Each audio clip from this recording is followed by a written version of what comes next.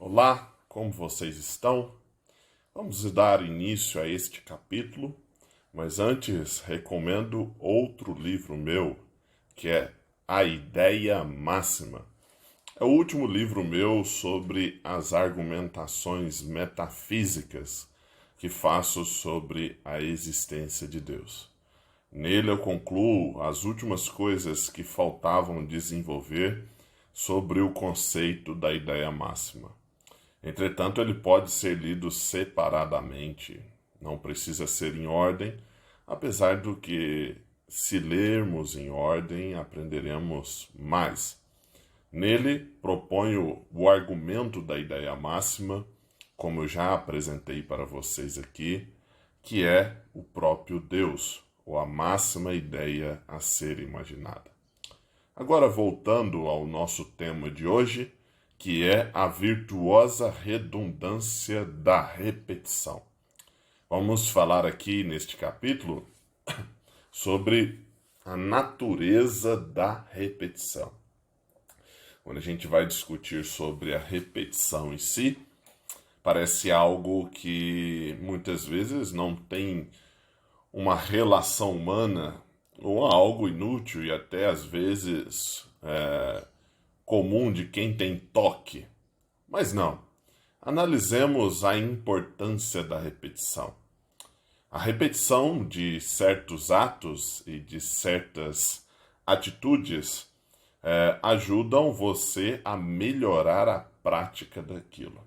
Ou seja, se olharmos para a natureza da repetição, que é repetir, perceberemos que, uma vez repetido o ato, aquele ato de repetição torna de volta o ato.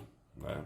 Por exemplo, se você repete um filme, você passa a ver o filme novamente, e aquele filme então fica ali mais uma vez apresentado. Assim, a natureza da repetição traz consigo a intensidade ou a repetição ou traz novamente o próprio ato. Se nós olharmos a relação que isso tem conosco, perceberemos que nós nos tornamos aquilo que repetimos. Né? Se nós temos por comum prática algum ato, por exemplo, estudar, o fato de eu repetir o estudo de uma certa matéria por longos anos me dá um domínio profundo daquela matéria. O fato de eu repetir um livro diversas vezes me traz um domínio maior daquele livro, um domínio maior daquele conteúdo. Infelizmente, o ser humano tende a repetir muitos maus atos e daí que nasce o que chamamos de vício. O vício é exatamente o ponto que chega o homem de repetir tanto um ato que lhe traz prazer, aonde ele agora está aprisionado ali, ele está preso ali, ele não consegue mais sair dali, porque a repetição não trouxe somente a intensidade, e não trouxe também o aumento dessa intensidade, como também acorrentou a pessoa naquela questão. E isso vale de uma maneira mais sábia, claro, de uma maneira diferenciada, com as virtudes. Por exemplo, se você, como a gente estava falando, repete um estudo, aquele estudo e aquele conhecimento se torna tão denso em você que ele não sai mais, né? A não ser que você tenha uma concussão, né, e tenha ferido a cabeça, ou tenha alguma doença que lhe faça esquecer, ou algum tratamento que lhe faça ter amnésia, senão, ou alguma naturalidade da própria vida, senão aquele conhecimento estará com você, pelo menos a base dele.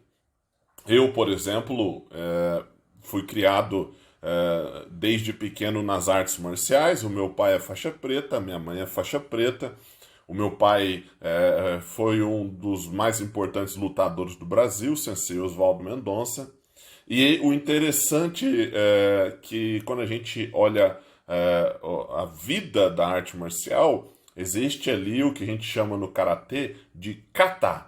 O kata é exatamente o ato de repetir as técnicas propostas e ensinadas desde o início do karatê.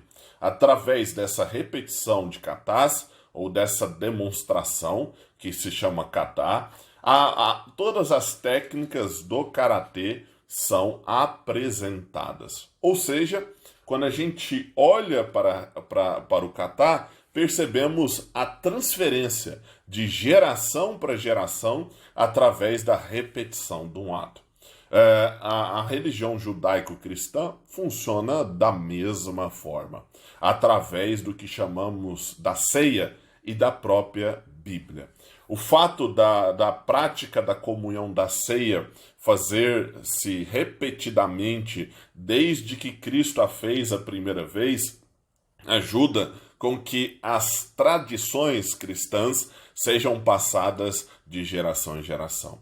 O fato de os copistas copiarem desde os primeiros manuscritos com uma certa rigidez, com uma certa cuidado para transmitir à próxima geração o conteúdo daquelas escrituras, também mostra a repetição e como a repetição ela traz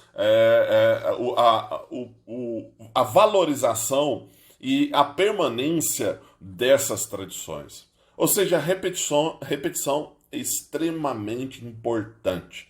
E o interessante sobre a repetição é que nem sempre ela traz prazer, nem sempre ela traz vontade. Tem horas que você vai repetir uma atitude não porque você está desfrutando de um prazer intenso. Normalmente, as repetições que sempre trazem prazer e um prazer extasiado as que trazem vício junto com essa repetição.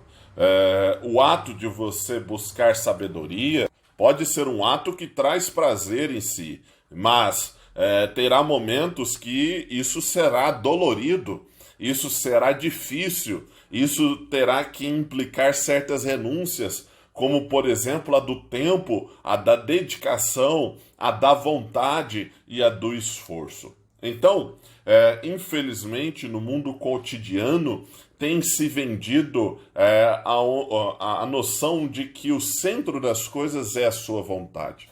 Por isso, o homem está perdidamente viciado nos prazeres, numa liberdade que volta ele ao seu animal mais interior.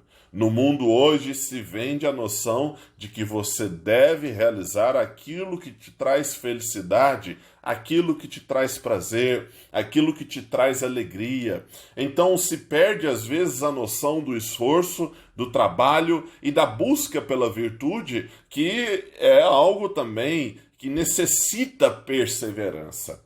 Por isso, nós vemos uma sociedade infantilizada que mal gosta de ler, mal gosta de estudar, uma sociedade que prefere passar de post em post no Facebook, vendo coisas inúteis, coisas sem sentido, uma sociedade que onde os views e os likes são mais para coisas que trazem um momento momentâneo de prazer, um momento momentâneo de alegria, e não que não devemos ter algumas risadas com memes, com situações engraçadas, mas isso se tornou tão prioritário que os jovens hoje associam isso a sucesso, a fama, e acabam às vezes usando disso como um meio para obter esse sucesso e acham que isso de fato é algo importante. As próprias músicas perderam a sua qualidade, pois o que se produz hoje é aquilo que há de atrair e aquilo que há de prender e não aquilo que há de fazer o homem pensar. Por isso você vê até os filmes que cada vez mais eles seguem atitudes que geram mais prazer do que também pensamento. Não que o prazer seja ruim, mas a anulação do conhecimento, da profundidade intelectual pelo prazer é algo que repetidamente trará o vício humano para o seu próprio eu. Fará o homem cada vez mais voltar para o animal que habita nele.